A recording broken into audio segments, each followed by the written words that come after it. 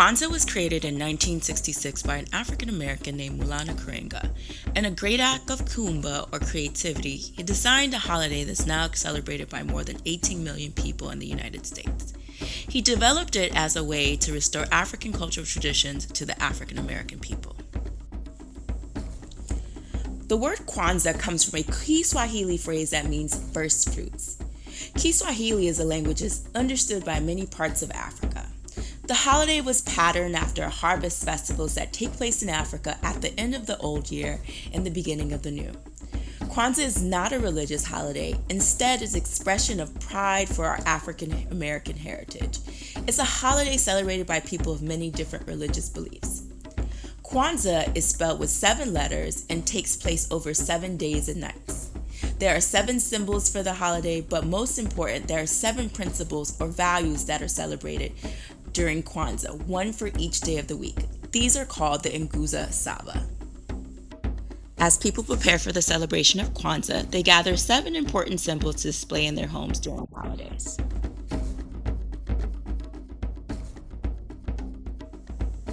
The mazao are the fruits and vegetables of the harvest. The mazao stand for the origins of Kwanzaa. The mkeka is the mat on which all the other symbols rest. The mkeka is a symbol of tradition and history. The kukumba cha umoja is the unity cup. It's used to pour libation in honor of the ancestors. The cup is a symbol of unity. The kanara is the candle holder which we place the 7 candles. The kanara is a symbol for the African people who are the ancestors of the African Americans.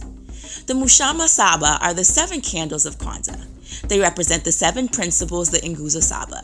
There is 1 black candle, 3 red, and 3 green. On each night of Kwanzaa, a new candle is lit until the last day. They are kindled together.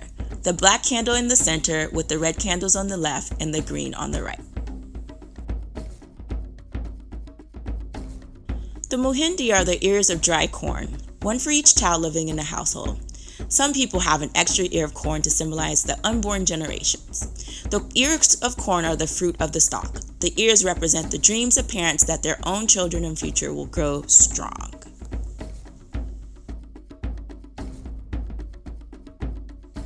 The zawadi are the Kwanzaa gifts that parents give to their children. By having lived according to the Kwanzaa values during the year, the children can now reap the harvest of their work. Parents like to give educational games and books or special handmade gifts. In this way, even the zawadi can help reinforce the values of Kwanzaa. Kwanzaa greetings. Usually we greet in Swahili by saying habari gani or what's the news, and the answer is njema or good news. However, during the week of Kwanzaa, the answer is the name of each day, umoja, kujitagulia, and so on. So for example, on the first day, the greeting would be habari gani and the reply would be umoja. The Nguzo Saba are the 7 principles of Kwanzaa. They were created to enrich our relations with each other on a personal and community level. On each day, we celebrate one of the principles.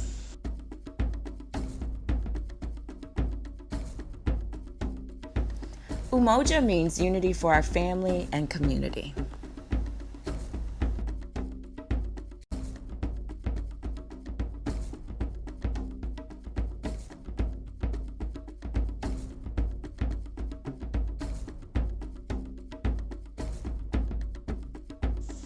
Kujitagulia, self-determination, means we name ourselves, we define ourselves, we are our own creation.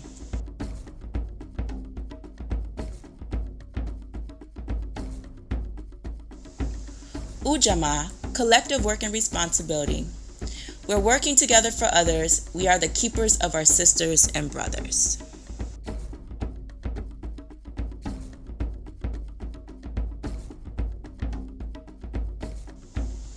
Ujamaa, cooperative economics, is for our benefit. Working together, we all profit.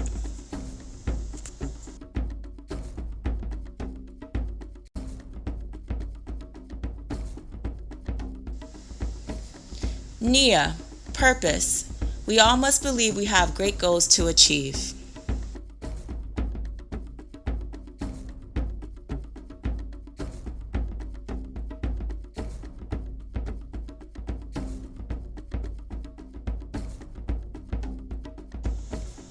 Kuumba, creativity. We are charged with the duty to keep the world filled with wonder and beauty.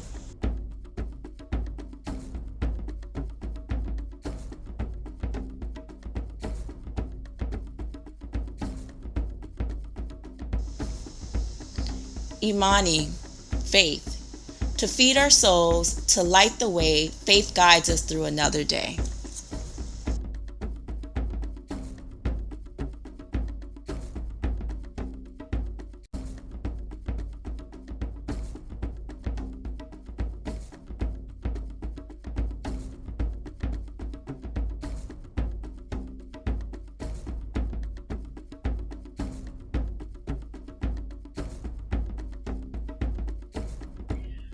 Kwanzaa, Kwanzaa, a reaffirming holiday. 7 principles, celebrated 7 ways.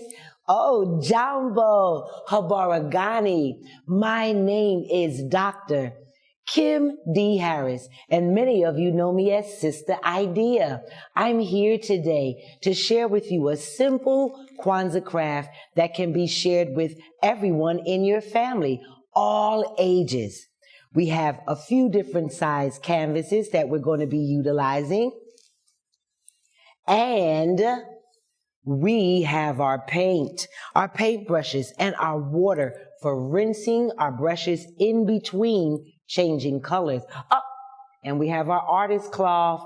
You have to have that in case of any spills. But let me share with you, this simple Kwanzaa craft is to celebrate who we are as a powerful people in the movement of life. So let's get started. Going to use my red paint, and I'm going to do all of them at the same time just to show you how simple that is, and you can create this and make Kwanzaa gifts for everyone in your family. Put a little red.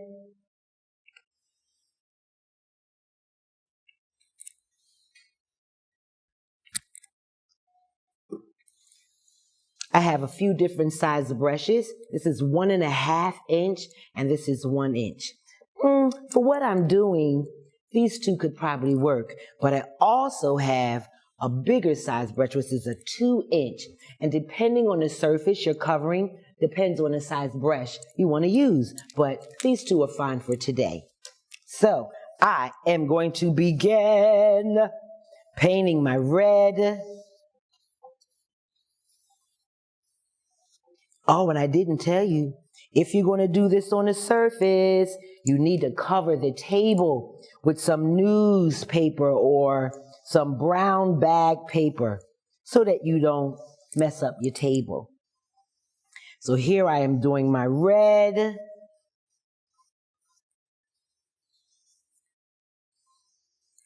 And I am eyeballing because I'm going to do 3 areas, red, yellow, and green. And I'll save the black for last. That's the special part. So I am sort of eyeballing this. I'm going to get started on the other ones.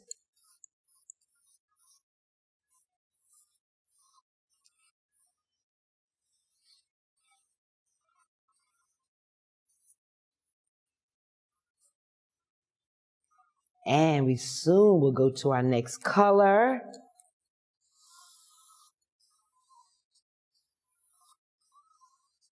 Oh, I gotta rinse that brush. Put down some yellow.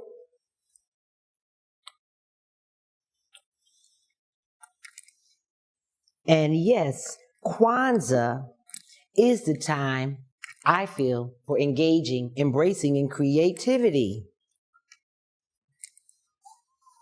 It's so many things that we can create during Kwanzaa time, just utilizing things in our house. Red, have my yellow.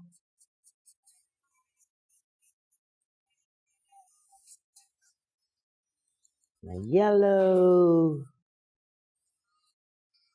Just sort of eyeballing it. Because you see with this, We can't make a mistake.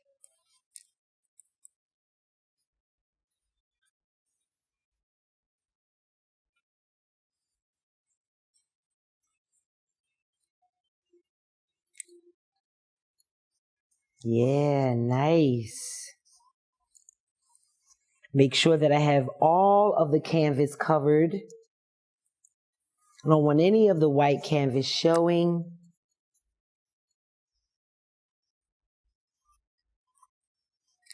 And rinse that brush in there again.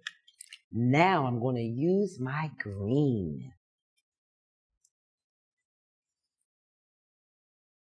And again, you sort of estimate how much you want to utilize.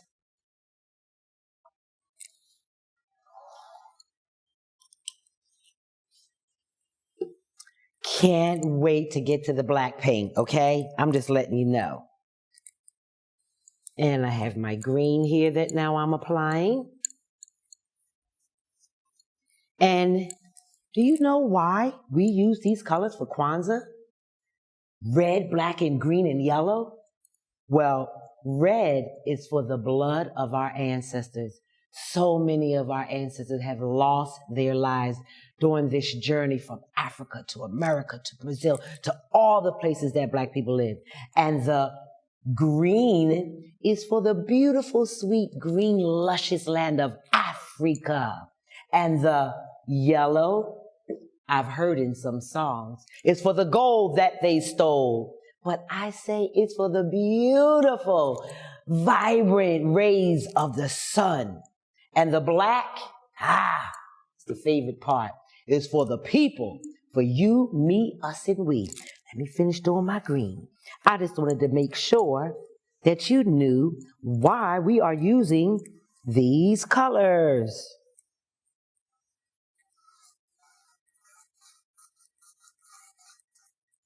And have fun with it. Again, everybody can do this. It can be a family project. Get this green on here.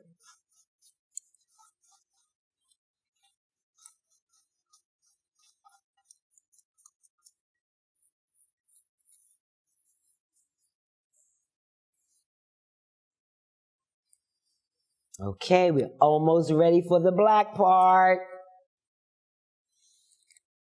Nice. Okay, so basically we have 3 areas of our red, yellow, and green.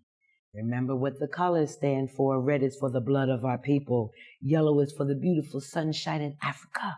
And green is for the luscious green land. Some are going in different directions. Okay, here is the fun part. Again, this is a craft you can do in 1, 2, 3, ABC amount of time. I'm going to take this black, give it a little shake, and guess what? I'm going to pour it on my hand. Got to watch the little ones with this because you might get paint everywhere, and you don't want that. You can either rub it, but I'm just going to use my paintbrush. And I'm just going to paint it on my hand. Ooh, it tickles. Make sure it's nice and coated. My thumb, my index, my middle finger, my ring finger, and my pinky finger. Just like that, okay? Now watch. Okay. This is to celebrate who we are as a powerful people. And the movement of life, we have to work in unity.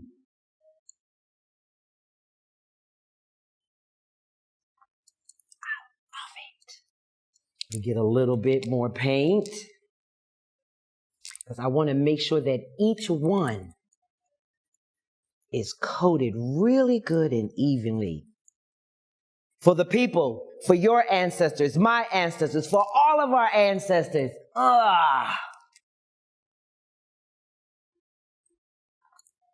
Yes. Couple of more, and I am excited to show you the end results.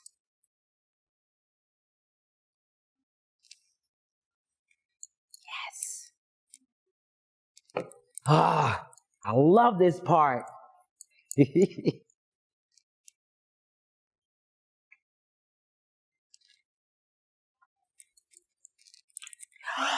What am I going to do with this now? I'm going to rinse my hand in one of my bowl with the water. And guess what else? This is why we have our artist cloth.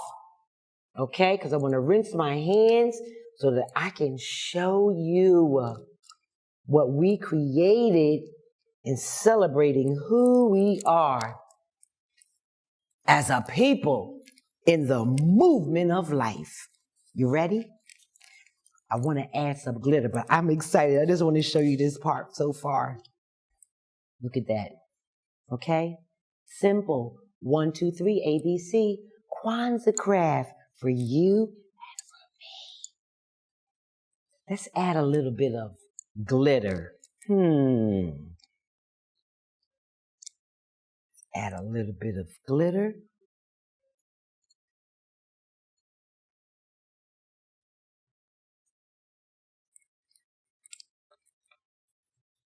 Shake off the excess. And just let them dry.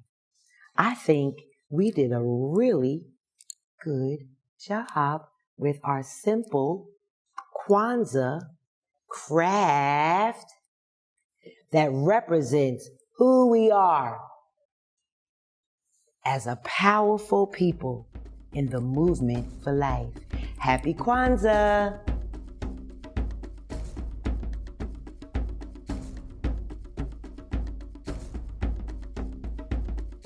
Greetings, my name is Mingini. Today we'll be going through a short yoga session focusing on flexibility in our legs as well as circulation. All levels are welcome, so if you're advanced, just a beginner, or new to it, feel free to join in. Okay, and starting off, we're going to stretch and extend our legs in front of us, making sure that our toes are touching with our hands on our sides. On a count of 3, we're going to inhale through our nostrils with a count of 4. Okay, 1, 2, 3. Inhale, raising our hands above our head, breathing through our nostrils. Once our palms touch, we're going to pause here. Back of the palms are touching. Exhale through your nose, squeezing your abdomen as you release the air. We're going to do this 3 more times. Inhale, breathing through your nostrils. Once the palms touch, back of the palms, exhale, squeezing your abdomen. 2 more times. Inhale, 2, 3, 4, palms touching, back of the palms, exhale, 2, 3, 4, our last one. Inhale, breathing through our nostrils, allowing our belly to fill with air. Pause, back of the palms are touching, exhale, squeezing your abdomen on your exhale. Once more, inhale. This time on your exhale, we're going to lean forward, reaching for your toes or your ankles, your knees, wherever feels comfortable. Bringing your chin towards your chest, feeling the stretch in the back of your neck, maintaining your breathing, allowing your belly to fill with air on your inhales, squeezing your abdomen on your exhales. On your next inhale, go ahead and raise your hands all the way up above your head.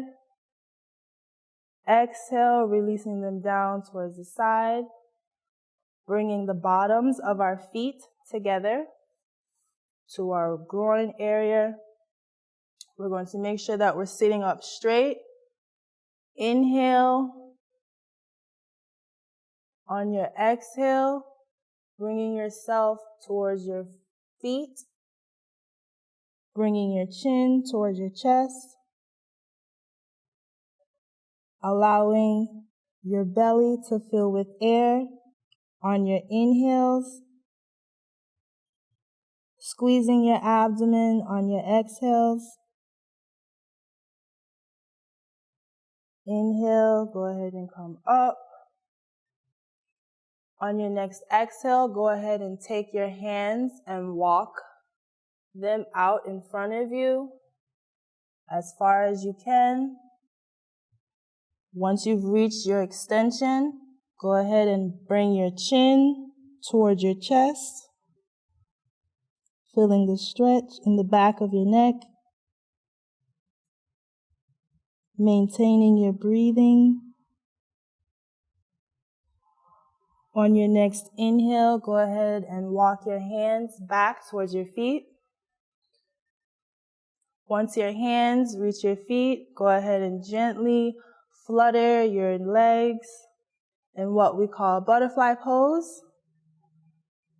And this is loosening up any tension that you may have stored in your hips. Go ahead and stop fluttering, releasing both of your legs. Starting with our left leg, we're going to grab our left ankle. Right hand is on top of our right thigh. On a count of 3, we're going to inhale, raising our left leg. 1, 2, 3. Inhale, raising your left leg, keeping your toes flexed towards your face.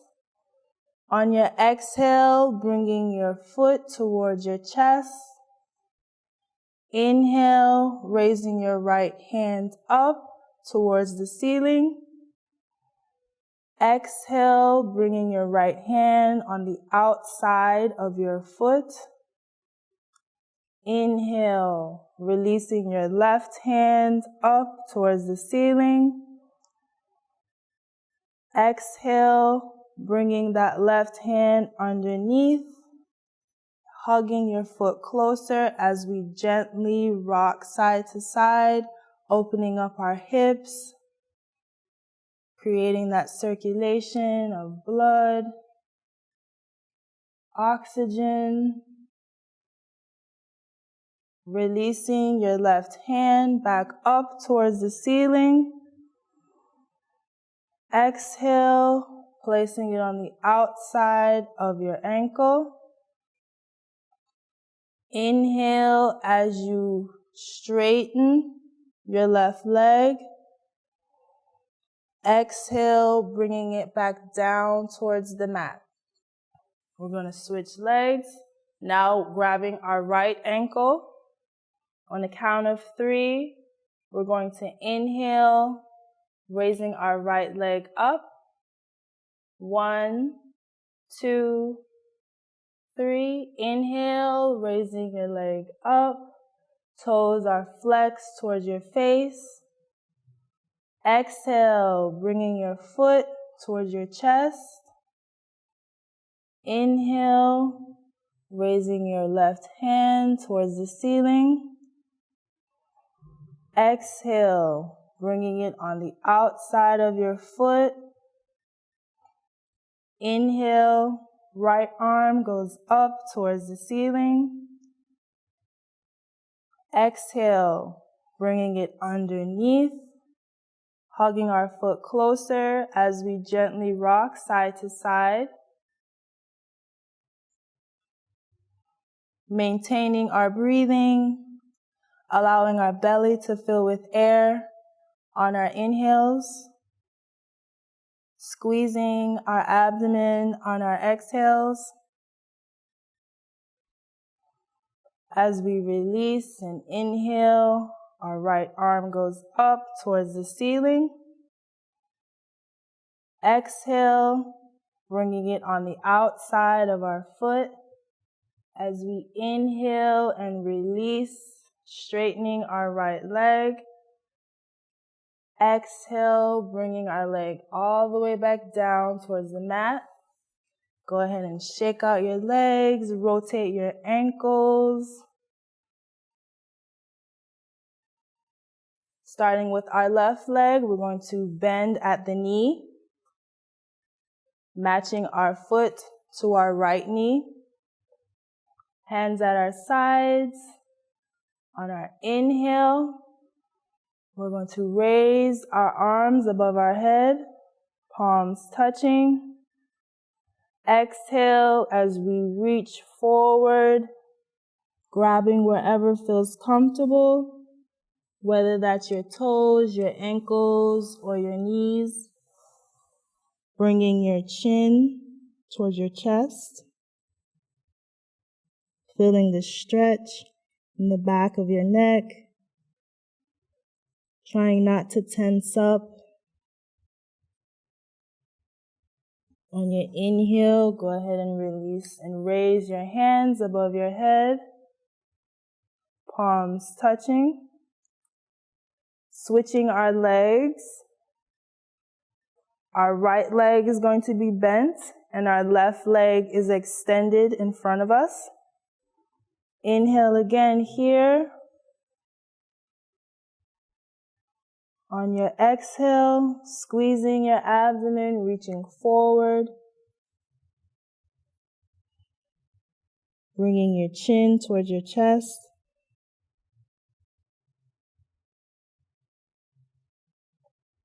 Maintaining your breathing through your nostrils. Allowing your belly to fill with air on your inhales. Squeezing your abdomen on your exhales.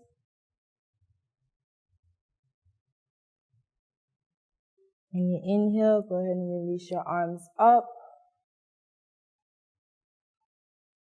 Releasing your legs. Exhale, bringing your arms down towards the side.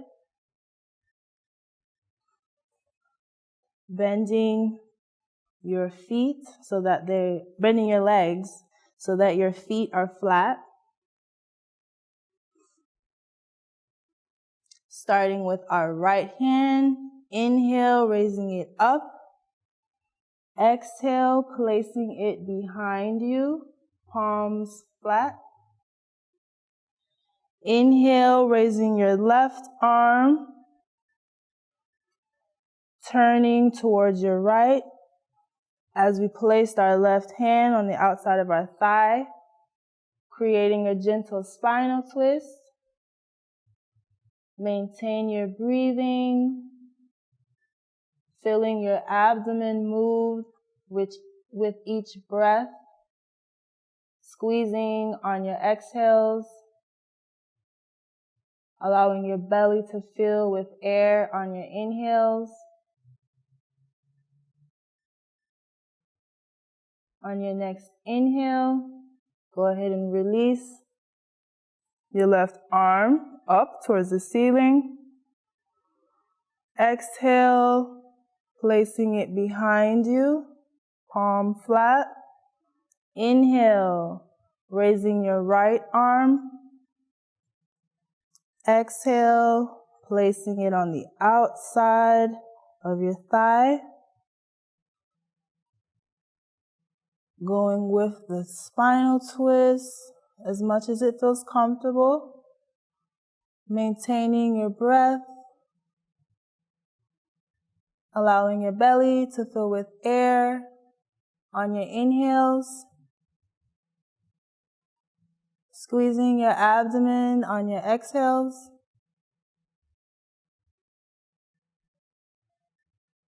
Releasing your right arm up. Exhale, bringing it behind you. Going to do the right side once more. Inhale, raising your left hand up towards the ceiling. Exhale, bringing it on the outside of that right thigh. Engaging in your spinal twist. Giving your internal organs a gentle massage. Allowing your belly to fill with air on your inhales. Squeezing your abdomen on your exhales.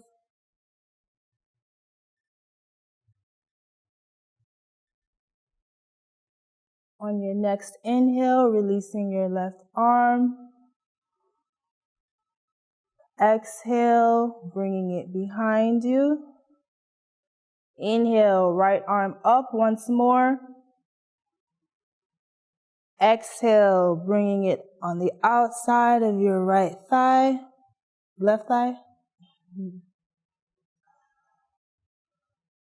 Squeezing your abdomen on each exhale.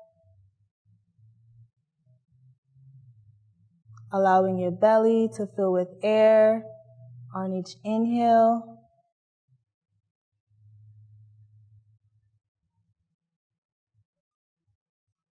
Releasing your arm up. Exhale, bringing it behind you. Pushing yourselves forward.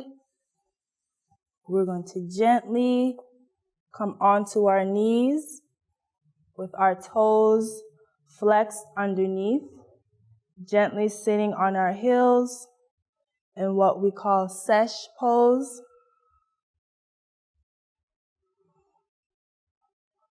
Maintaining our breathing here, having our toes flexed, activating the meridians in our feet, giving our internal organs a massage again. On your next inhale, we're leaning forward, palms flat, releasing our feet onto our insteps, gently sitting back down on our heels. And with this motion, we're opening up our ankles, increasing the mobility and circulation in our ankles and feet.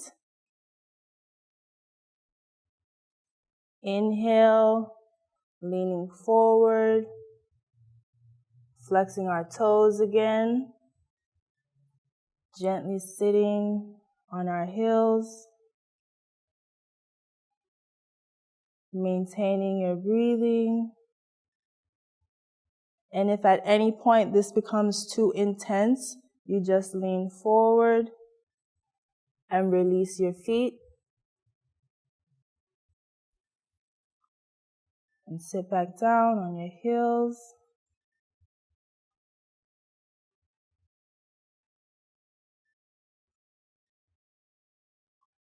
Inhale, leaning forward, flexing our toes. This time we're going to push ourselves up, stepping back slightly into pyramid pose, making sure our back is flat, our chin is towards our chest, our feet are flat as possible. Inhale, slowly coming up onto the tips of our toes. Exhale, gently bringing ourselves down onto our knees as we roll forward on the inhale, raising our feet. Exhale as we come down into child's pose with our hands extended, forehead towards the mat. Maintaining our breathing here.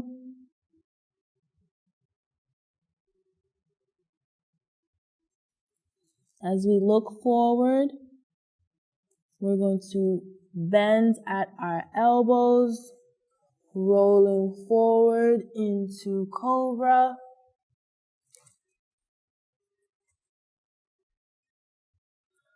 Flexing our toes, pushing ourselves up, back into pyramid.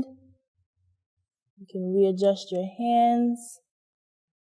We're going to do that 2 more times. Inhale onto our toes. Exhale, gently onto our knees. As we inhale, rolling forward, raising our feet. Exhale, down into child's pose. Arms extended.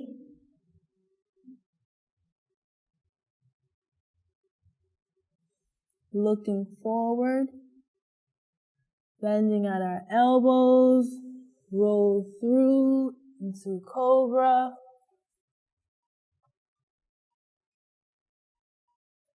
Flexing our toes. Inhale as you push yourselves up. Readjusting your hands.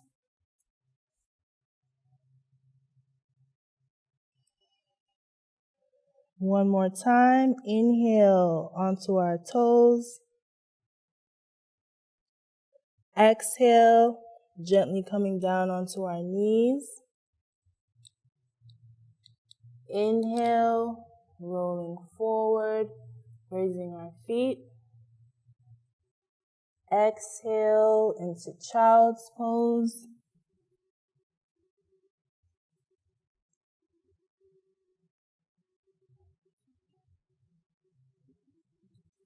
Looking forward, bending at our elbows, rolling through to cobra.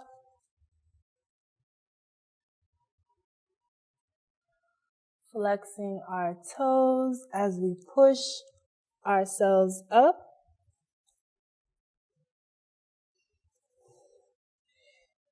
This time we're going to walk our feet towards our hands, 1 foot at a time. Once our feet reach our hands, go ahead and grab the back of your ankles, allowing your head to hang free.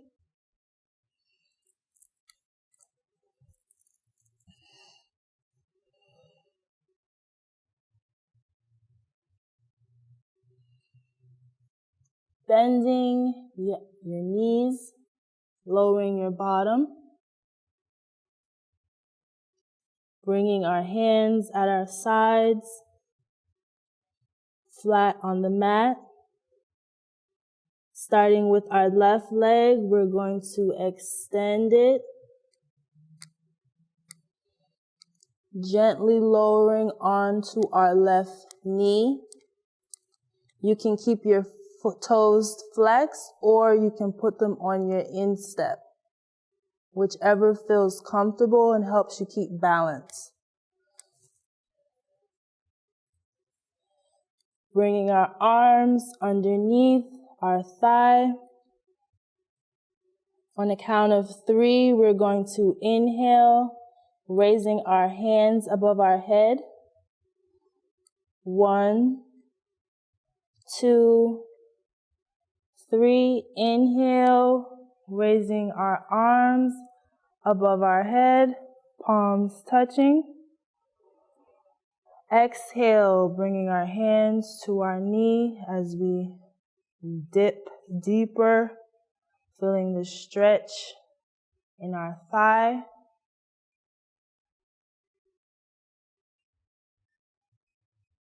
Inhale as we straighten back up. Exhale, bringing our stomach back to our thigh as we release our hands. Go ahead and flex your back toes if they weren't already. Pushing ourselves back up. This time, we're going to switch legs. Bring our right leg back. Bring our left leg forward. Then we gently bring our right knee down. Hands underneath of our thigh. On the count of 3, we're going to inhale, bringing our hands up above our head. 1, 2, 3. Inhale, Bringing your arms up above your head, palms touching. Exhale, bringing your hands towards your knee, dipping deeper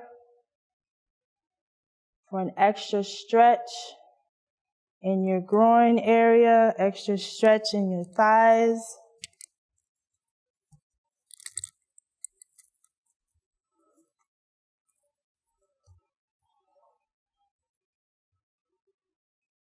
Bringing our stomach to our thigh, releasing our hands flat on the mat, bringing yourself up,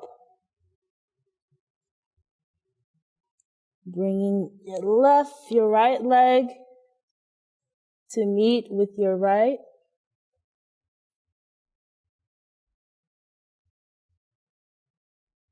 Grabbing the back of your ankles, allowing your head to hang free.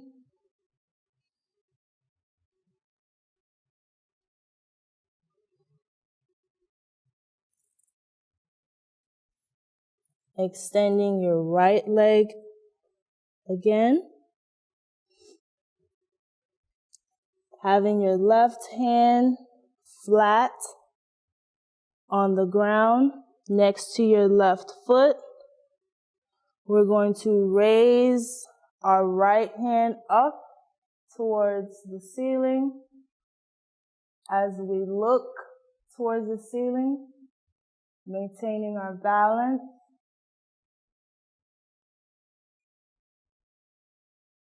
Maintaining your breath, allowing your belly to fill with air on your inhales, squeezing your abdomen on your exhales, bringing your right hand down, left hand on the outside.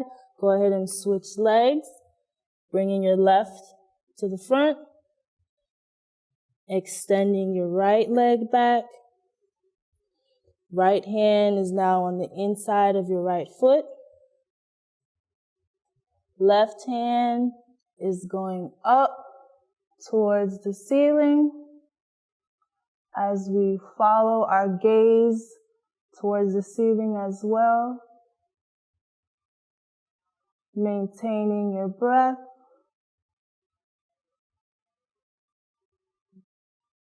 Allowing your belly to fill with air on your inhales. Squeezing your abdomen on your exhales.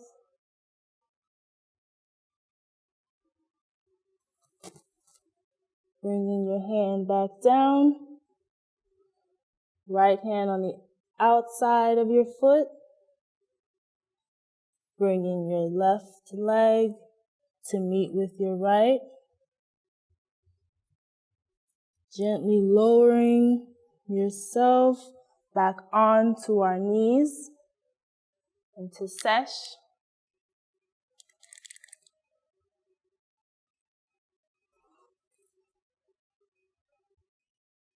Allowing your belly to fill with air on each inhale. Squeezing your abdomen with each exhale.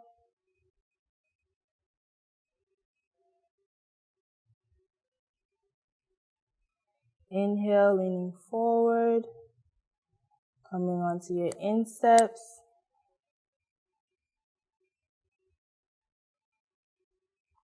Maintaining your breathing. Feeling the movement in your abdomen with each inhale and each exhale.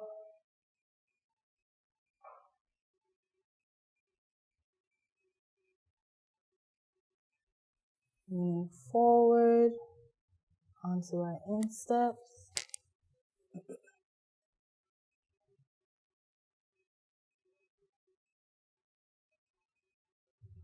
Feeling the stretch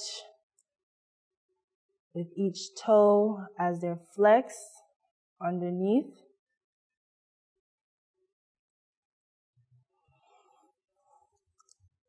This time we're going to come flat onto our feet, widening our stance into a squat,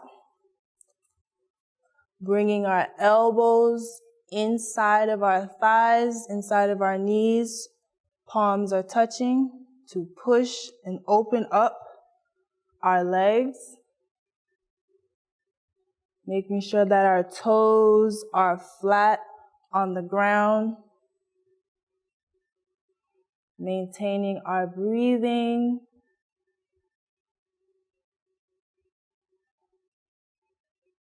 On your next inhale, we're going to stand, raising our hands all the way up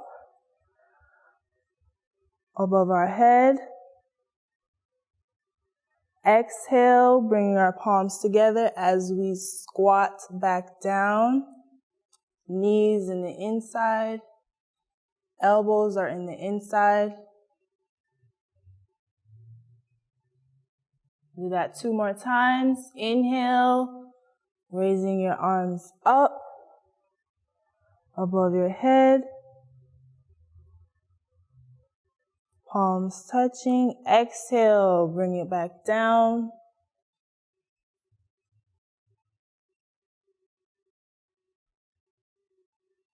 Once more, inhale, all the way up above your head.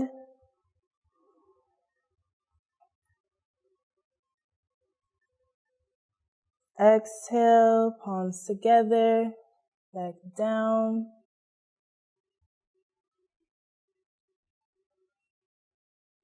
We want to release our hands, sitting flat on the mat.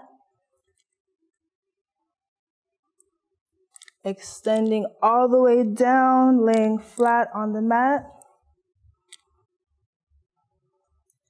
With our feet together, our palms at our sides facing down. On the count of 3, we're going to inhale, raising our legs up towards the ceiling.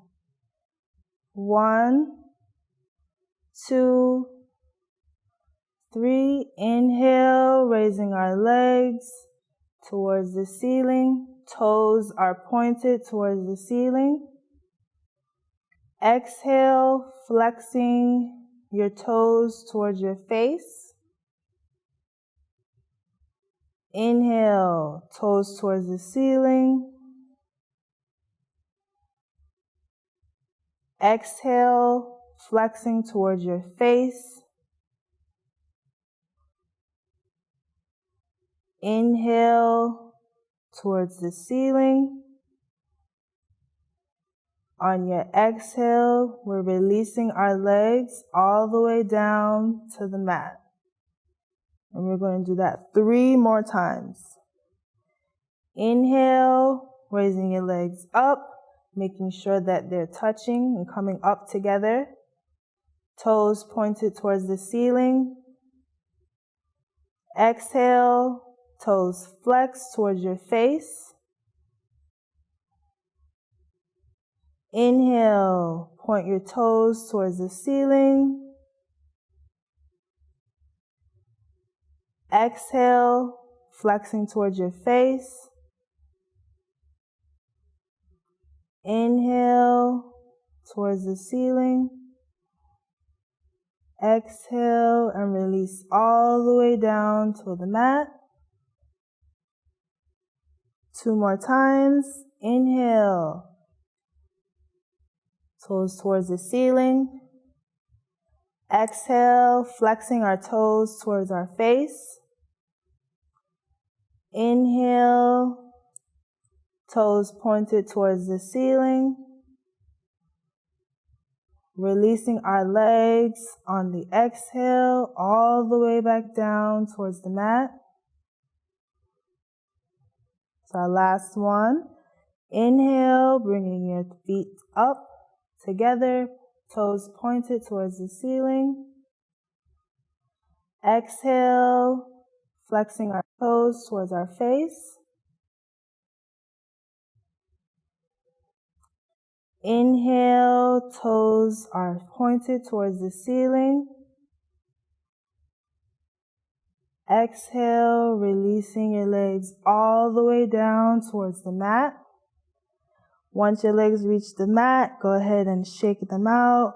Rotate your ankles. Bringing the bottoms of our feet flat, about hip width apart.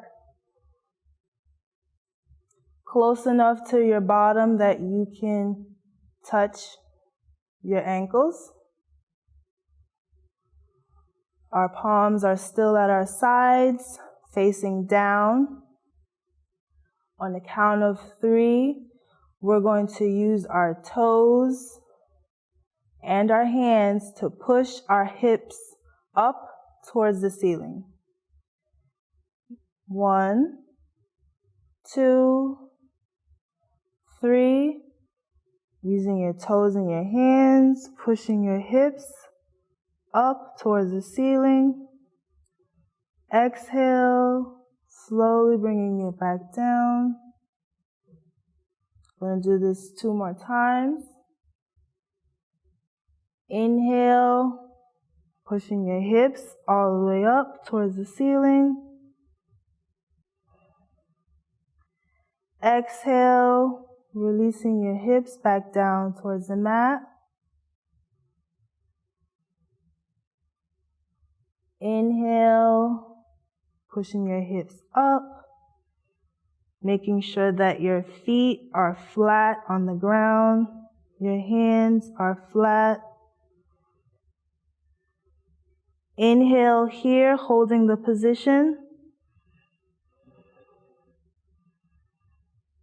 Exhale, still holding the position, pushing yourself up further. Inhale. On your next exhale, go ahead and lower your hips back down, all the way towards the mat. Once you reach the mat, bring your knees towards your chest, wrapping your arms around them, gently rocking side to side, giving your lower back a gentle massage.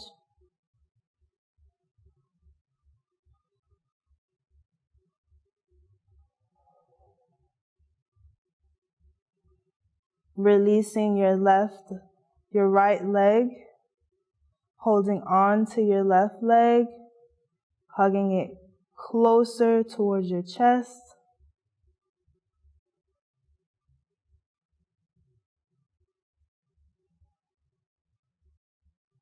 Go ahead and switch legs, extending your left leg, hugging your right knee close towards your chest.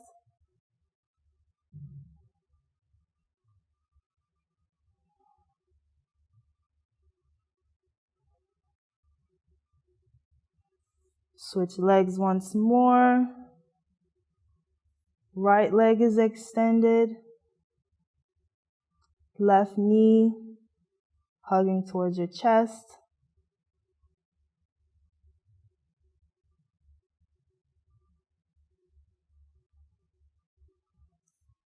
Doing our right knee last time.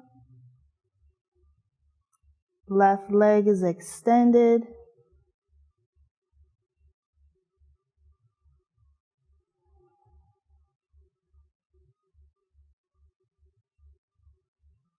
Bringing both knees towards your chest.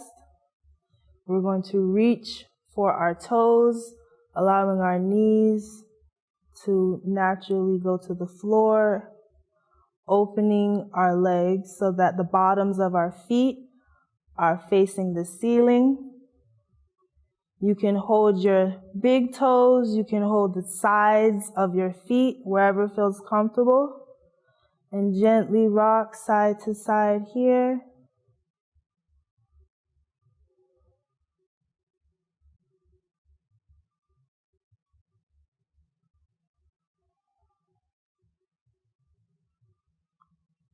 Straightening your legs, toes pointed towards the ceiling. Palms are flat at our sides. Exhale as we gently lower our legs down towards the mat. Inhale, raising our arms. Exhale, releasing them above our head onto the ground. On the count of 3, we're going to inhale, raising ourselves up with our arms still extended. 1, 2, 3. Inhale, raising ourselves up, arms still extended. As we exhale, go ahead and reach forward, bringing your chin towards your chest.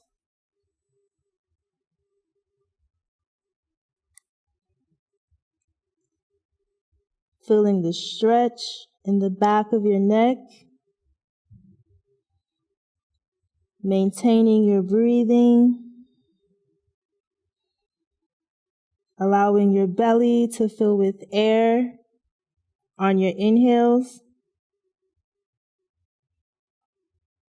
Squeezing your abdomen on your exhales.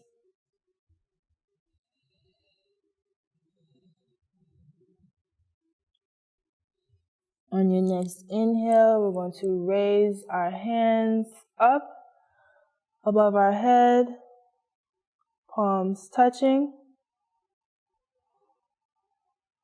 Flipping our hands back of the palms. Exhale as we release our hands towards the side. Bringing the bottoms of our feet together.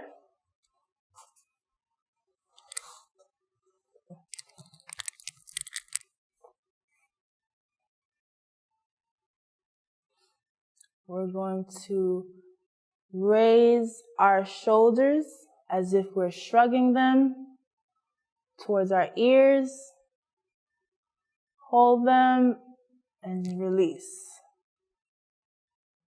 Do that 3 more times. Raising our shoulders towards our ears and release. 2 more times. And release.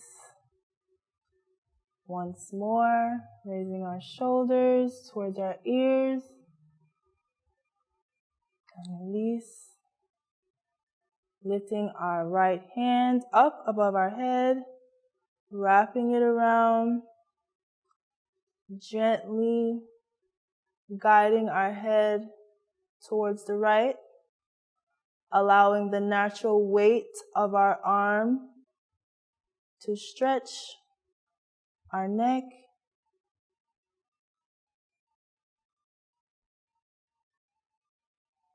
Go ahead and release. Switching arms, our left arm, stretching our neck.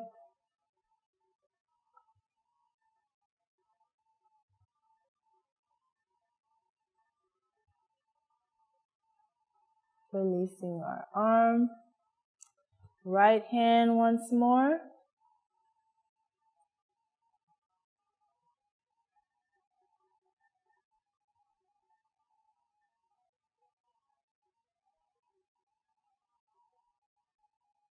Going to do our left hand once more.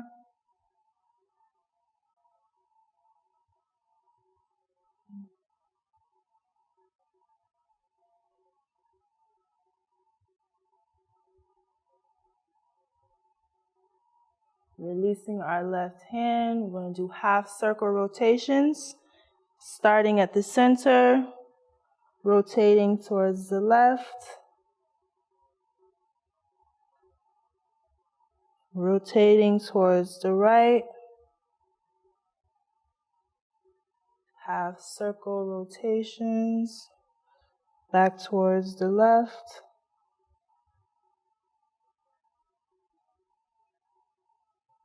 towards the right.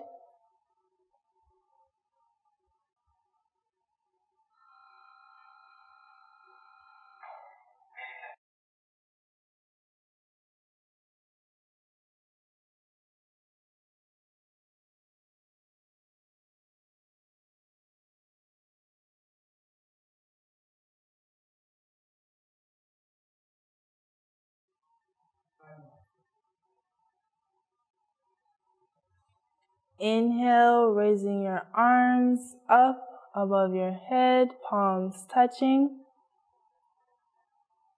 Exhale, bringing it towards your center. We're going to rub our hands together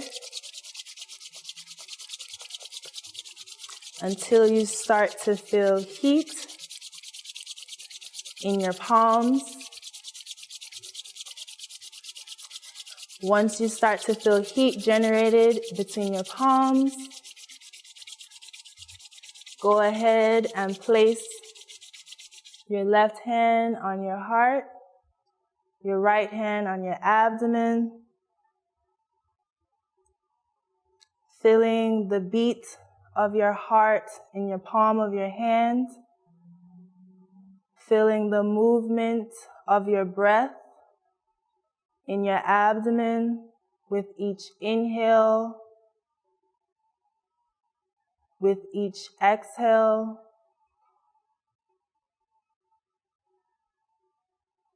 Reminding yourself to stay present, reminding yourself to give thanks for life.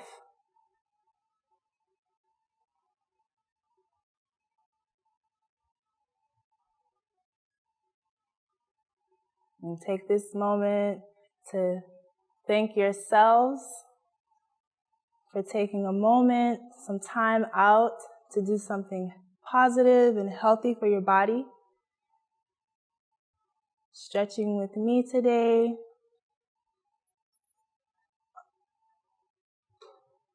I'm sorry, my brain just went blank.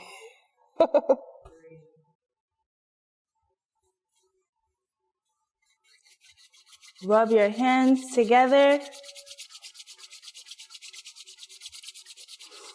As soon as you feel heat between your palms, go ahead and place your left hand on your heart, your right hand on your abdomen, feeling your beat of your heart in your palm, feeling the movement of your breath, giving thanks for life, being present in this moment.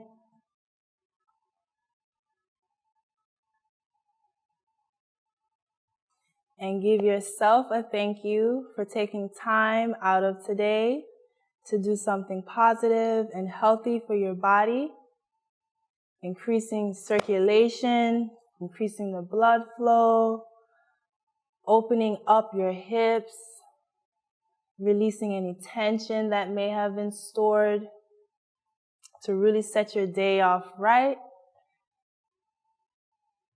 And what we say in Kemetic Yoga is dua, which is an abundance of thanks and gratitude, like words can't even explain it.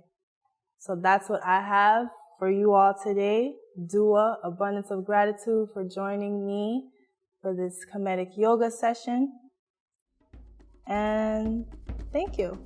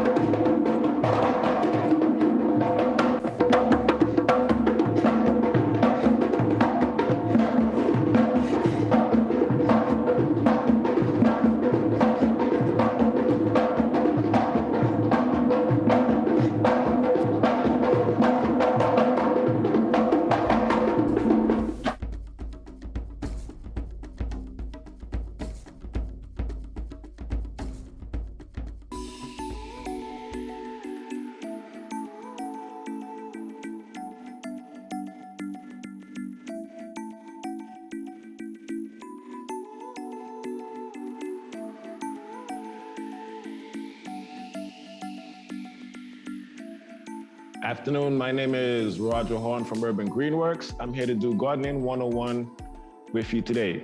We're gonna look at 3 particular aspects of gardening, and we're always gonna focus on the basics. We're gonna look at where and how to plant your plants, how to set up your garden bed, and why are you gardening. So the first part is the why. We garden because we want to improve our health and improve the nutrition and the food that we're getting into our bodies. So the first step in gardening is to start taking care of yourself. Look at the foods that you are eating and that you like, and start figuring out what are those foods and how do they affect your overall health. We also want you to look at detoxing and cleaning out your body. The first thing to be absorbing nutrients into your body from the ones you're gonna plant in your garden is for your body to be able to accept those nutrients and process those nutrients as you're eating them. Right now, because our body's always fighting to keep up with us, it's not processing any nutrients. So what you see is we're eating a lot of healthy vegetables and food and so forth, and all the nutrients are not being absorbed by our cells because our cells are too busy trying to fight off the bad things that are already in our body. So we ask you to detox. And what we have is we have a detox box. There's many detox boxes out there, but we created a 5-day detox for you. Included in that detox is a couple of things. One, you have Rejuvelac.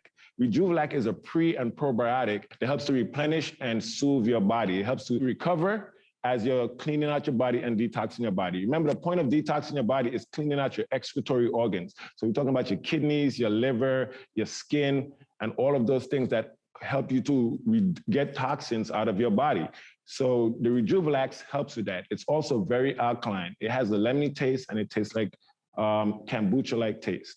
Next, we have Phyto Greens. Phyto Greens, we have them. We're gonna open up the box and show you some bottles. We have Phyto Greens, which are barley grass or wheatgrass juice. And we have 4 4-ounce bottles of this within the product itself. And in that product, the barley grass is kind of bitter, and it has the consistency of mother's milk, while the wheatgrass is sweet and it has the taste of mother's milk, or the sweetness of mother's milk. The reason why we offer these products into you is to help clean out your blood and to start cleaning out your body at the circulatory system as well. The wheatgrass and the barley grass juice, it helps you clean out those toxins out of your blood and then replenish it and clean it up again. Then we have what we call a booster gut tea. It's a proprietary blend of teas, and these help to soothe your stomach so that way your stomach is ready to digest food again. It helps to ease it from any heavy toxins that are coming in your body, helps to clean all of that out and get your stomach. Remember, the stomach is the center of our immune system. 75% of our immune system is in our stomach. So the key is to get your stomach back up and running and get your immune system functioning. Our stomach is like our microbiome. The reason I'm talking about it is because we're going to talk about soil, and the soil is the microbiome of the earth. So we have our microbiome in our stomach, and we want to get that up and running and cleaning and functioning again. Then we have salad greens, which are microgreens, the young microgreens of vegetables that we eat normally. Now, there's certain ones that you eat, like the kales and the collard greens and stuff like that. If you eat them at a smaller green, not only is it considered a superfood, but they are 40 to 40% more nutritious or nutrient dense than the actual adult vegetable itself. So here we're getting you a lot of greens and superfoods and nutrients and vitamins and minerals and a lot of phytonutrients back into your body to start building back up your cells again and get your cells strong. Then finally, we have herb mix of 6 proprietary herbs that's used for seasoning, but it also helps to aid in the digestive process as you eat. And then there's what we call John Ellis water or John Ellis water. And John Ellis water is an alkaline water that helps to replenish your body and clean it out of any disease markers, any chemicals that may cause sickness in your body, as well as any pathogens that can cause cancer and stuff like that. The purpose of John Ellis water is that it gets into your body and it starts cleaning you out at the cellular level and replenishing your body at the cellular level. So it's very good water. Anyway, in terms of eating and eating healthy, we have to get our minds and our body right. This is why the detox. There's many other detox services out there. We don't say that you have to choose ours, but we do offer it and suggest it in the beginning so folks can start cleaning out their body and prepare their body to truly accept nutrients and healthy vegetables again. Thank you very much. Now, as we're talking about gardening 101, is the 5 basics. We want sun, water, place, soil, and seeds. All right? So those 5 things: sun, water, place, soil, and seeds. The sun, exactly what is the area that you're gonna garden and how much sunlight does it get? So we ask you to look at that area. Once you choose an area, look at it, sit and observe it for a day, and just look at how the sun comes from the morning to the light to the evening. And that allows you to see exactly the intensity of the sun that area gets during a particular day. Next, water. Do you have access to water? How are you going to get water to your garden? Is it going to be through a hose? Is it going to be through a watering can? Do you have to set up a rain barrel? All of these things we want you to consider and include into your plan. Next, the kind of seeds you're going to use. We want you to be culturally appropriate to the seeds you use. Don't plant anything you're not going to eat. Don't plant anything that you're not familiar to eat. And plant things that were reminiscent of your childhood that you liked, things that your parents planted, things that your grandparents planted, all of these things, so that way you can enrich the experience for yourself, and it's not just you planting vegetables just to plant vegetables. We want you to also find the right soil, and we're going to talk about soil right now. Right now we have 3 examples of soil here. We have what we consider a topsoil. And this is a Home Depot topsoil that I like to use. It's very cheap. It's not that $12 stuff that you go and buy. Next thing you know, you buy your stuff from Home Depot or Lowe's and your plants start dying. I get that complaint a lot from homeowners. I bought my plants and they're dying in 2 days. Choose the right soil and make the right mix of soil for your plants. Then we also have another Home Depot product, which is Black Cow soil. So it's pretty much composted down. It's pretty much cow manure composted down into a rich organic soil. We use this organic soil because it has those 13 nutrients that your plant needs. It has the 3 basic ones: the potassium, the phosphorus, the nitrogen. Those are the 3 main nutrients and minerals that your plants need to survive. Then it has 10 micronutrients such as zinc, magnesium, and all of those other stuff that are trace elements that your plants need and that they get from the ground. Being that we're creating our garden box and we're not planting directly in the soil, we have to do as much as we can to amend the soil that we have with proper nutrients. The more nutrients you have to think of it as your body. The healthier you are, the better your pH in your body, the better your body is at fighting off cancers and disease. It's the same thing with plants. The better the water, the better the nutrients in the soil, the better the plant's chance of fighting off bugs and other diseases, and the better chance it has of producing the right amount of fruit or vegetables that you need for yourself. Anyway, in starting, we have an example of a simple box here. And what we're gonna do is we're gonna add the layers to your gardening box. Remember, if you're building this box out of wood or anything like that, I recommend you, if you can afford it, to use cedar. And because it would last longer. I know it's a little expensive than regular wood, and wood is expensive now considering COVID and the height and the price increase in materials. But if you can use cedar and you can get cedar, use cedar, it would last you about 3 to 5 years versus buying something like pine or pressure treated wood, which would only last you about 2 to 3. And pressure-treated wood would last you longer, but then you can't plant into pressure-treated wood because it's pressure-treated. They say now there's all kinds of chemicals that they put on there that's natural and it's not gonna harm you. But if you spray your wood with anything, you gotta imagine that that's gonna leach into your soil. So with pressure-treated wood, you normally have to find something like this plastic, and that plastic then has to go over the wood. So it becomes a kind of cumbersome process. The plastic is gonna decompose, that's gonna get into your soil. Who wants plastic in their soil? So the best thing to do is to buy cedar and just to invest in it. I was given advice one time about eating when I was growing up, and there was like, I never understood eating and spending a lot of money on groceries. But then my brother said to me, why would you not spend it on the stuff you're putting in your body rather than some garbage going outside and eat? It's the same thing as with our food. If we're gonna do a garden, we're gonna grow food, get the best stuff that's gonna provide you with the perfect nutrients and the perfect conditions for you to grow healthy, nutritious food.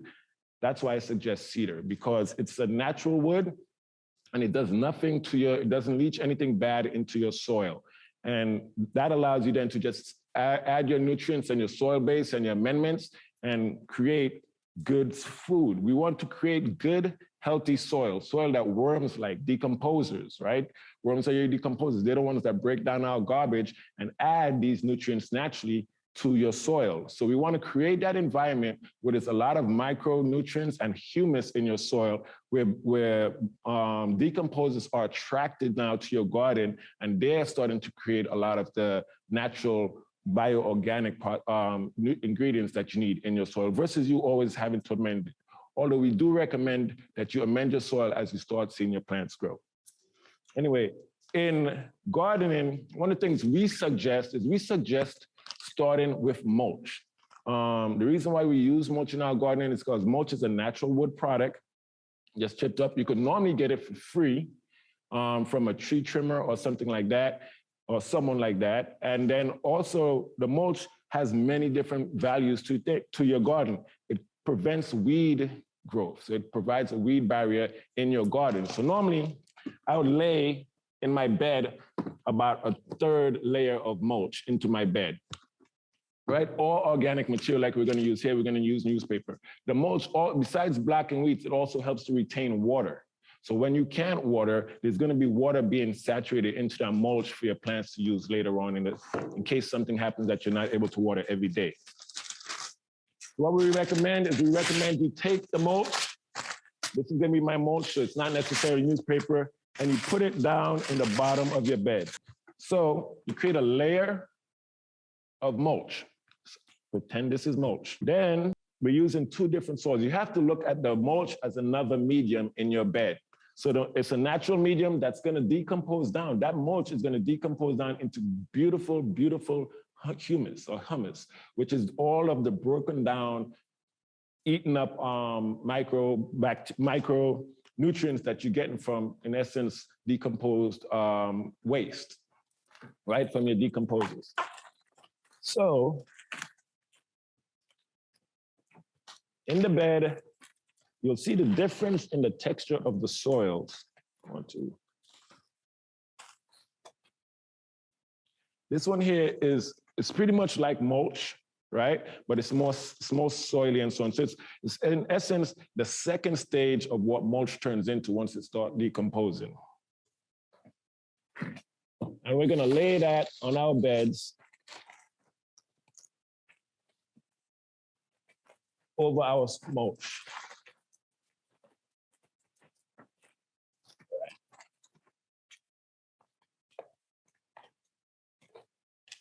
I always use my hands rather than gloves. I know a lot of people like to use gloves. The reason why I use my hands is because in soil, there are microbes in the soil, what we call happy microbes.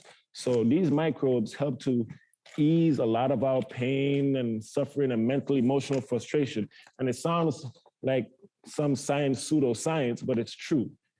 The heat generated from these microbes and the chemicals that they give off almost acts like opiates, where they ease a lot of our frustrations, a lot of our depression, and so forth. It's why you see a lot of soldiers and folks coming out of rehab and stuff like that. They get into gardening or horticultural therapy because there's benefits to it and to them.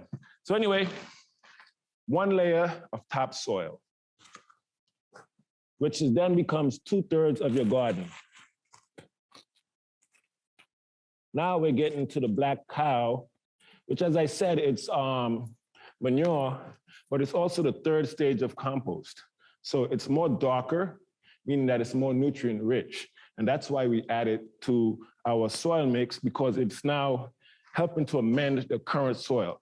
As plants grow, just like we do, they use nutrients. So the cow manure adds the nutrients that they require to start growing. And then as they grow and they start having more leaves and more flowers, we start adding more amendments to the soil. So that way the plants will continue to provide us with the growth that they need and the nutrients and the fruit that we get at the end of the day, or the vegetables that we get at the end of the day. All right, so when you do your bed, you see I'm filling it, I'm also leveling it off. It's like, I tell kids, it's like when your parents tell you to make up your bed and to fold the sheets, you have to level it off and even everything out, but don't fill it all the way up to the top. Because if you fill it all the way up to the top, when you start digging the soil out to add your plants or your seeds, you're gonna have, that soil is gonna start pouring out the top of your garden bed and you're gonna waste soil. So I'm sitting here and most of the light is on this back end of the bed for me. And there's darkness on the front. So for me, this is my garden. I see that there's shade over here. So in the front, I'm gonna put stuff that likes shade. And then in the back, I'm gonna put the stuff that likes sun. The stuff that likes sun are normally the stuff that fruits, tomatoes, peppers, things like that, because they're actually generating something else outside of the plant for you to eat. The stuff that likes shade, normally your greens and so forth, they like shade, they don't like full sun. And then the herbs can go in the middle because they're both half sun, half shade. Anyway, so when you're planting your plants, this is, oops, it's a pepper, a chili pepper. Take out your label and put it to the side. Now, most people forget to take the plant out of the box. Even when you have those decompostable containers that you get from Home Depot, don't dig a hole. I'm showing you what not to do. Don't do this and then stick your pot in the ground and do that. All right? That's not planting your plant. That's leaving it there to die. And that's why most people complain about their plants dying, because you don't treat the plant the way it should be once you're taking it out of Home Depot. So what we tell you to do is to place your plants. You're gonna place the pepper in the back, place the tomato on the back because tomatoes like sun too. And then it's in a corner so that way if you have to trellis your tomato, you can stick a trellis there and trellis your tomato. You have basil, which we're gonna put in the center here. As we said, the herbs love the partial sun. And then we have another herb here, tarragon, and I would put it in the center, but being that I chose this one for this demonstration, I'm gonna put it on the side.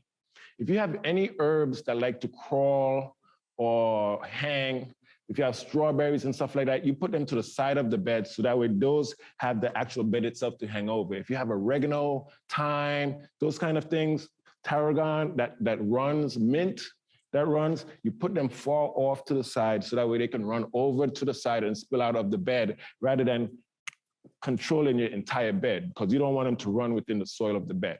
But if you put them to the side, you can manage them a little better, have them drape over, cut the leaves and so forth. Then you put your greens to the front in the shaded area. Anyway, so planting your plant. You hold it up, 2 fingers, and you put it over the plant like if you were holding here. Then you turn the plant over and you squeeze the bottom of the pot. What you see coming out now, you see all of the seeds. All of the roots. And these roots are actually girdling around the pot. That's because they needed to be moved out and getting into the soil. So when you see this, break them up and get them off. When you break up the roots, it allows those roots again to be forced to go out searching for nutrients and water. And then when that happens, that plant is gonna grow because it's not stuck in the same circle pattern going around and around. So the idea is you want your plants to create that web of roots that run through it. This has a main root system, the main root at the center, but then all of these miscellaneous roots are just searching for water and nutrients. So you could break them up. And don't be afraid to break them up. Kids are the best at breaking up plants because they don't care. But adults are always so worried. So we ask you and encourage you to break them up. If not, let your kid break them up. Then when you finish, take your fingers and squeeze that plant down around the soil. What you're doing, because when you dig a hole, you create air pockets in that hole, right? You're creating a big gap in the soil and then there's air pockets there. So when you put the plant back in that hole, you have to squeeze that plant into the hole. And then you start putting the soil around the plant, right? And then just like I tell kids, it's a garden bed. So you want it to be nice and fluffy. You don't want to push it down and make it hard and solid. You want that soil to be loose and fluffy, right? Because you want the roots to be able to crawl through the soil without any stress or any hardship. That's why we take out rocks and all that stuff. And then we also want it to be, we want to be able to water into that plant. If you press the soil down, the water is going to run off the soil rather than run into the soil. So that's why we're gonna get to the hoe tool. We're always hoeing our garden bed. All right, so remember again, once you do that, you take your label and you face it towards you, not towards the garden, so you could see it. Most people like put it all over the place. No, you have to remember all of this gardening is for you. And we have to garden for ourselves and for our needs. And remember that it's a convenience to us. And not when you start gardening and you make it an inconvenience to yourself and it becomes labor, then you start seeing folks who have a garden bed and then don't want to garden anymore. Make this fun. Make it fun for you and your family and your children and not a task. All right, so the same thing again. Take out your plant, dig your hole, and put it down in there. Don't be afraid to squeeze around it. As long as you're not squeezing down on the plant itself and crushing the main stems of the plant, you're good, all right? You're not gonna hurt the plant. If you're using your fingertips and you're squeezing it down, just like you're massaging the plant, right? And then you put your label in. All right, there you go. Remember to always keep your pots together. Now I'll kind of go through these real quick without having to talk them up.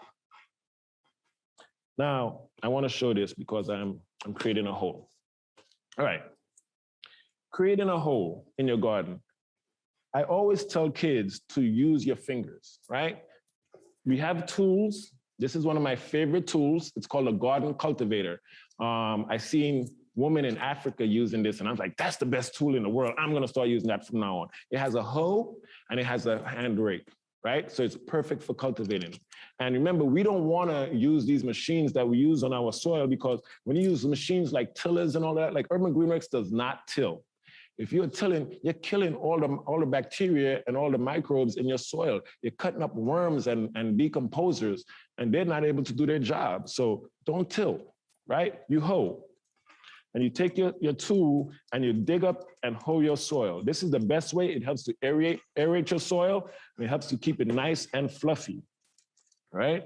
Now, with the hoe, when you're digging your hole, I always tell folks, use your fingers like this, and then create a space in your finger and just spin it around and circle it around until you get deeper. When people try to dig a hole, especially kids, they dig a hole and then it becomes like a crater, right? Because then they start going wide and wide. No, we're going straight down, right? And I always have to tell them, go straight down. We're not trying to make it wide. So go straight down. And that way, that plant is gonna fit right in that hole. Now, if you don't have enough space in your bed and the plant is too big, you can actually pull off some of that bottom soil, right?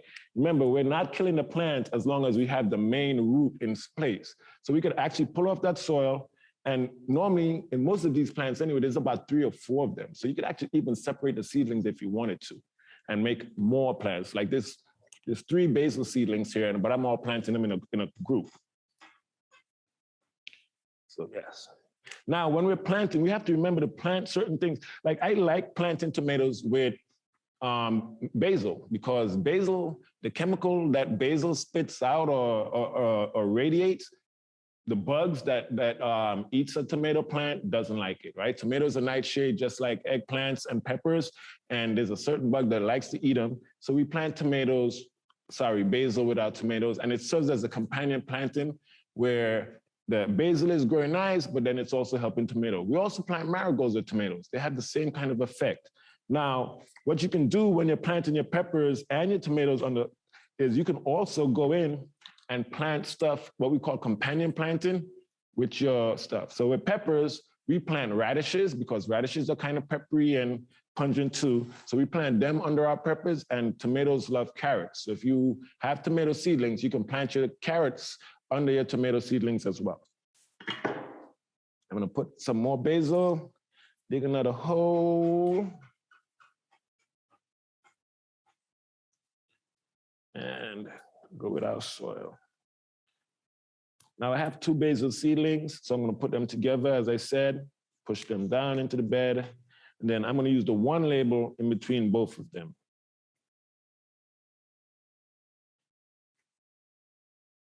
All right, now we have a tomato plant, as I mentioned. We're gonna stick that in the side over here. And you see how the plant is leaning? It's like curved and so on like that. I normally try to plant it just like the plant is. You normally see me set it up and stand it up, but I do that once I start staking. So I always try to have the plant, just try to plant the plant and have it go as the plant is growing. If I want the plant to grow straight and the plant is tilting towards the back, then I'm gonna plant the plant this way. But it's all based on where that plant was getting its initial sun. All right. Then remember, you take your fingers, and just like if you're making up a bed, you get that soil, you loosen it up, and you bring it around your bed, and you squeeze it down nice and easy. Don't squeeze it down too tight. You still want to be fluffy. But what we're doing when we're squeezing down is we're filling those air pockets in the soil from where we dug a hole. Now, if we don't fill these air pockets, then when we water our garden, water is going to get into those air pockets, right? And then the roots are going to get into that water, and it's going to create root rot and a lot of root damage to your plants. So that's why we always have to squeeze down the beds and make sure that those air pockets in your soil are closed up. Finally, we have some greens here. This is curly kale. And like I said, 3 seedlings. So what I'm going to do here is I'm going to separate them. Right? I'm breaking it apart. And yes, you can do this too. Don't be afraid to. I know you paid $3 for it, but you can break your plant apart, right? And I got 1 seedling here. What we want to do when you break it apart, though, is you want to make sure that you're getting the root ball from that seedling, right? You see the entire root ball? This is what you want. If you get this, your plant isn't going to die. But if this is not here, your plant is most likely going to die after you separated it. And then we have this root ball here as well. All right. So now that we have a smaller root ball, that means we have smaller space to plant. So we're going to dig a smaller hole. And with your greens like this, your kales, get it as deep down as you can get to that first set of new leaves, right? So that way it would stand up nice and erect.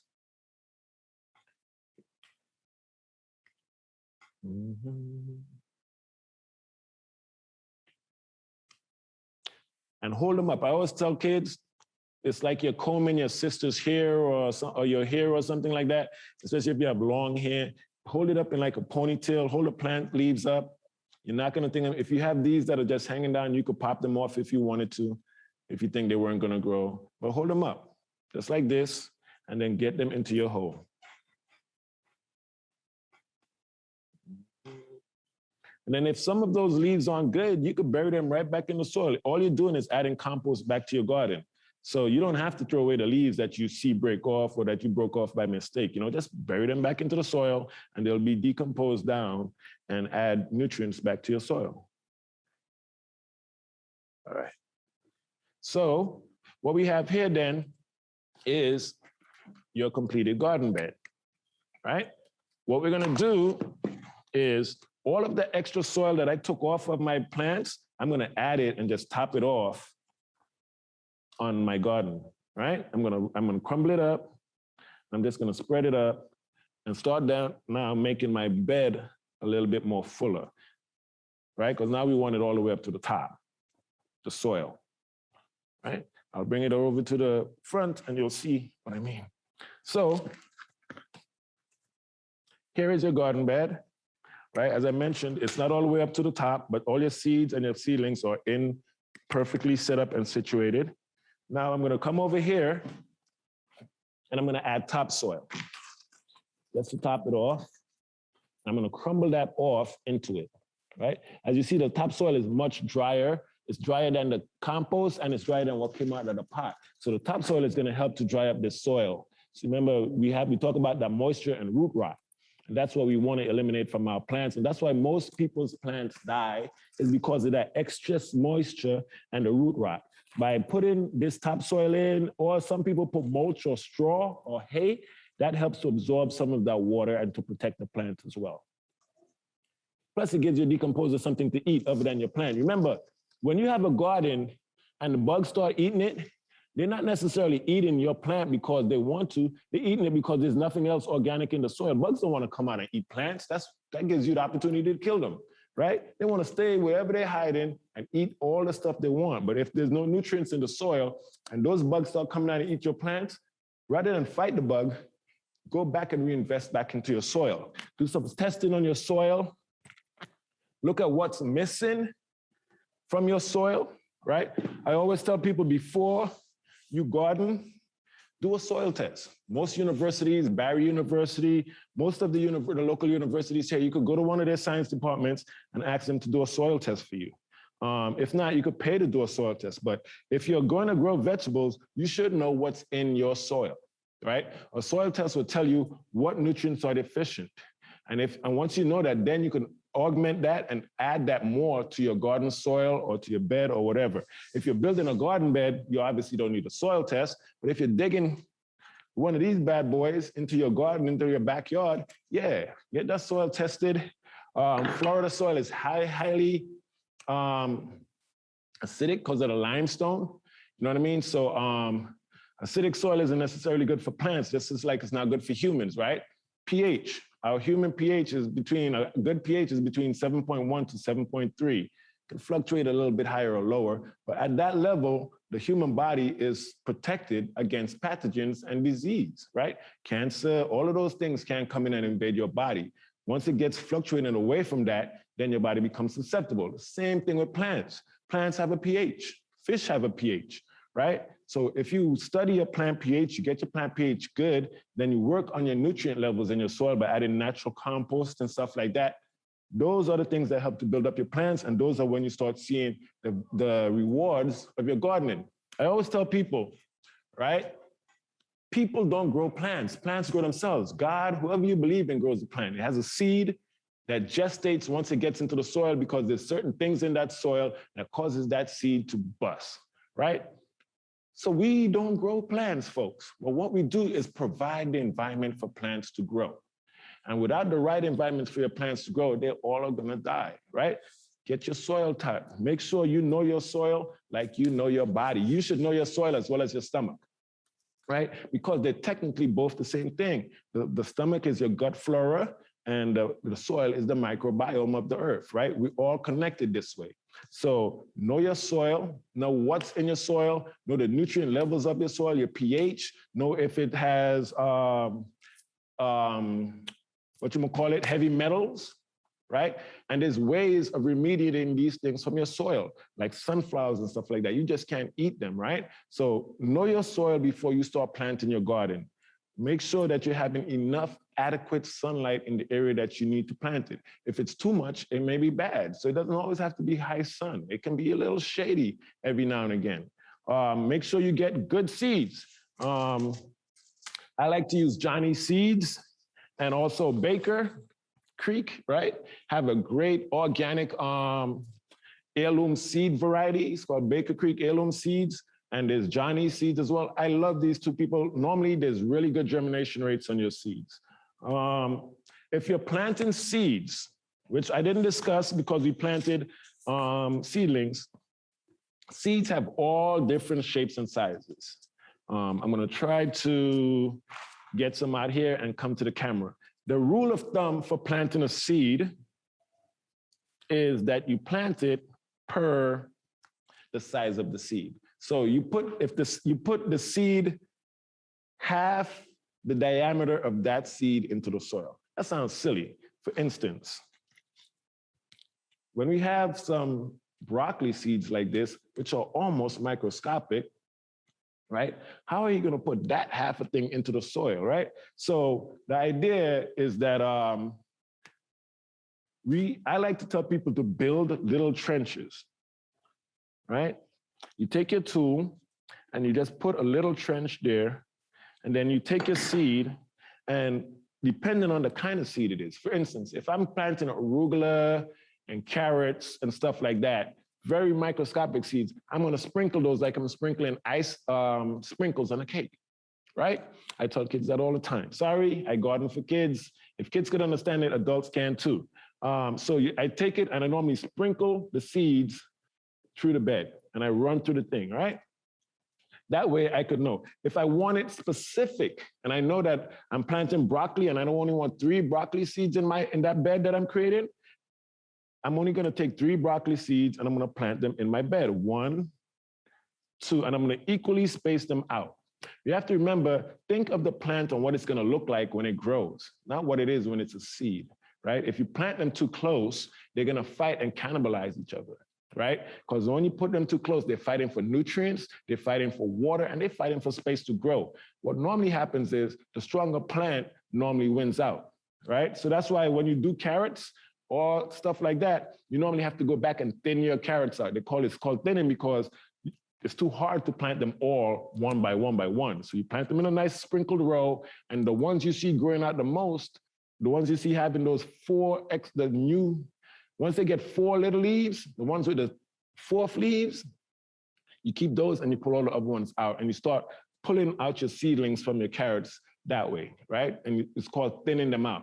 You throw them away. Normally you can't replant them because of the trauma that the seedling went through by pulling it out. As we mentioned, seedlings are the most nutritious version of your plant. If you have pests, right? We have many pests in Florida. I recommend using something like neem. It's a natural pesticide. Mix it with water. Some people use soapy water. Some people use cayenne pepper in water. All of these things to make your plant undesirable to the bug that's eating it. But in order to do that, you have to know what bug is eating it. With tomatoes and eggplants, the stuff like the nightshade plants, I've learned that wood ash, which is called potash, which is one of the main nutrients that the plant needs, is great in them. It makes your plant look ugly because you're taking this and you should use natural wood ash from any fireplace or fire pit you have outside, and just throw that on the plants. And then that would keep the bug from eating that plant because it doesn't want to eat the wood ash. And that wood ash then would add nutrients because it's potash back into your soil. So while it may look ugly, it's very beneficial for your plant. So there's many different things. People tell you to use eggshells for snails and stuff like that. The best thing is to get your soil right. Get your soil perfectly healthy and nutrient. Use amendments. Use cow manure, mix it in. Once your plants start growing, you're gonna keep on adding cow manure, using your hand tool and just mixing it in, right? You use your hand tool once a week to loosen up this bed, so that way when you water, the water is actually running down into the soil and not off the soil, right? You're using the hand tool, right, to spark the roots, those miscellaneous water roots that we talk about from the plants. You're gonna chop some of those up in there, and then those are gonna spark those roots to grow out more and to stretch out more and to look for more water and more nutrients. So the irrigating of your soil is one of the most important things you could do for your garden. The next thing you could do once you plant your plants, obviously besides watering, is weeding. Weeding is the most painful thing that anyone can have with their garden, right? Weeds come and weeds come and weeds come. A weed is just a plant that we don't want there. Most weeds are very beneficial and very nutritious. Most weeds have a lot of they're antiviral, antibacterial, many of these things. So if you look at it, all these plants are here for us to use and to benefit from. You just have to figure out what their uses are. The ones that we consider weeds in our garden, take them out, because they compete with your plants for nutrients and water and sunlight and space to grow. So the more weeds you have in the garden, the less beneficial it is for your plants. So weeding is the main thing, right? And then pest management, right? Always go around, look at your plants, look under the leaves, see if there's anything eating them, right? Basil is very temperamental. Basil doesn't like to be watered directly over it, right? And then if you have basil and you try to grow basil, you see a lot of black spots on your basil, right? That's from the water bouncing off your soil and hitting your basil, right? Weird, but that happens. So when you water your garden, take your watering can, act like this is a watering can, and get down to your soil. Remember, you're watering the soil, you're not watering leaves. Leaves drink sunshine, right? Photosynthesis, right? They need that sunshine to break down and to give us all those nutrients that they think, and those nutrients that they process are why we're eating the plants, because we can't process sunlight. We can, some of us can, but we can't process it like a plant and turn it into nutrients and food like a plant. So yes, the leaves of a plant only require sunlight, not water.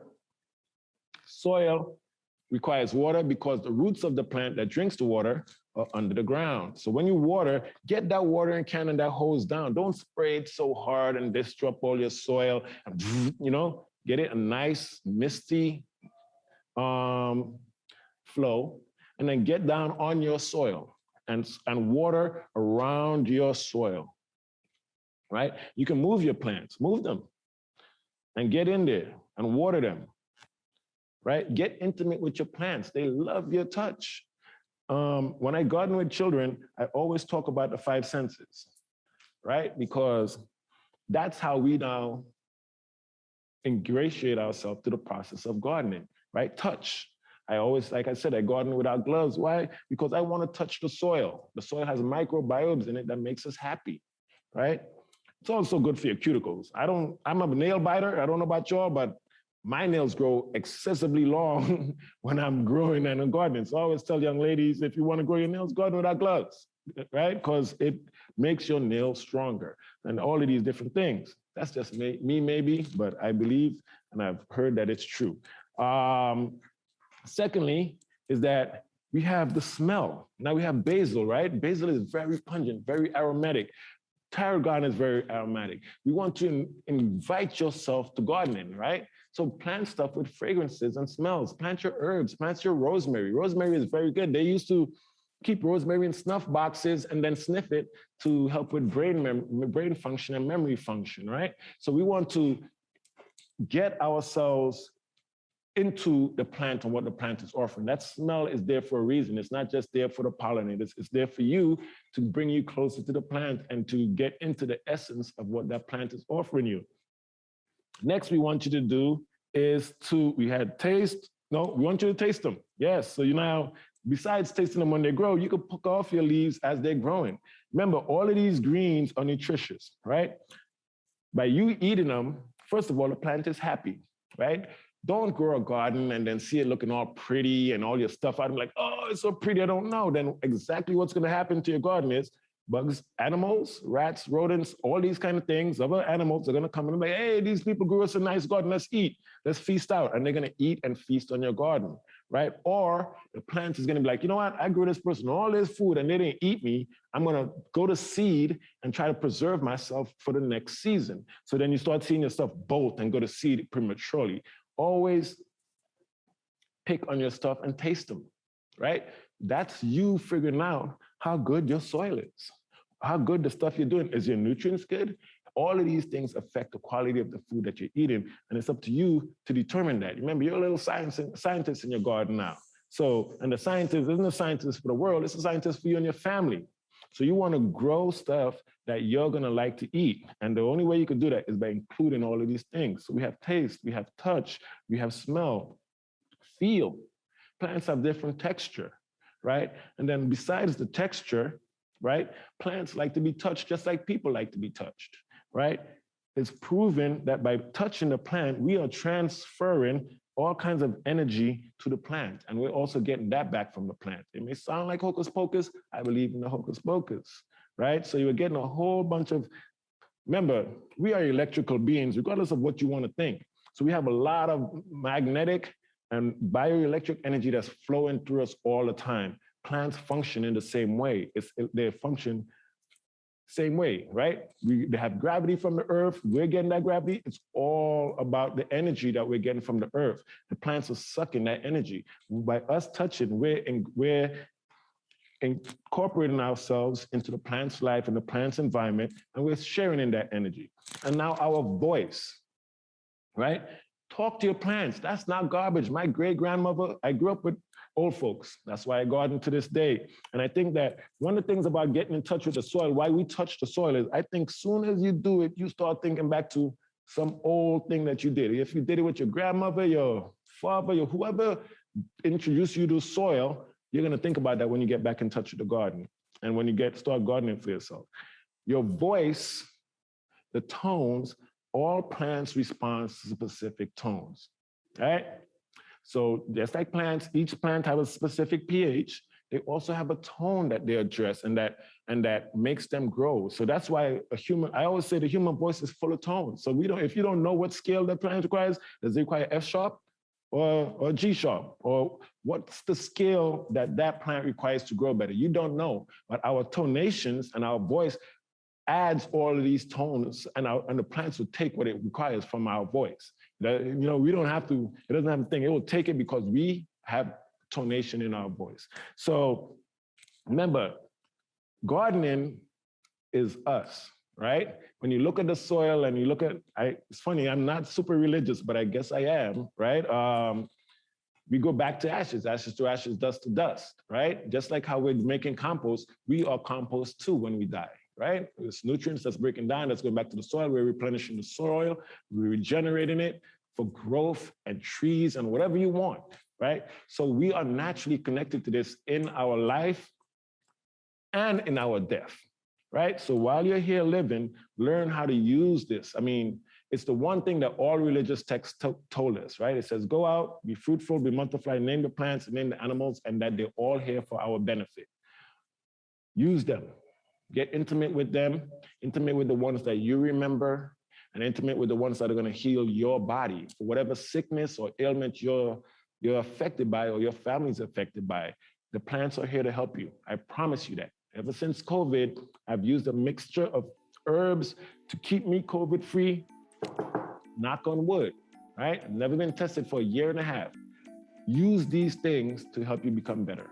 And live, eat to live, not to die. We call it a Live It with Urban Greenworks because we eat to live. We don't eat to die. The name of the organization is called Urban Greenworks.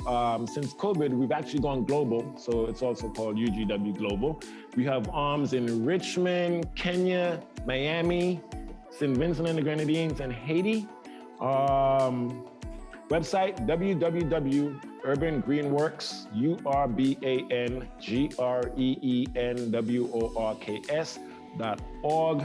Number is 305-912-4051, and info@urbangreenworks.org. Send us questions, join up, be a member. We have sites in Liberty City at 1613 Northwest 54th Street, on the corner of 54th Street and 17th Avenue. We are working in Bronzeville with St. Matthew's Missionary Baptist Church on 61st and 24th Avenue Northwest. And then we also have access to 60,000 square feet in the Miami Design District to farm on the roofs there.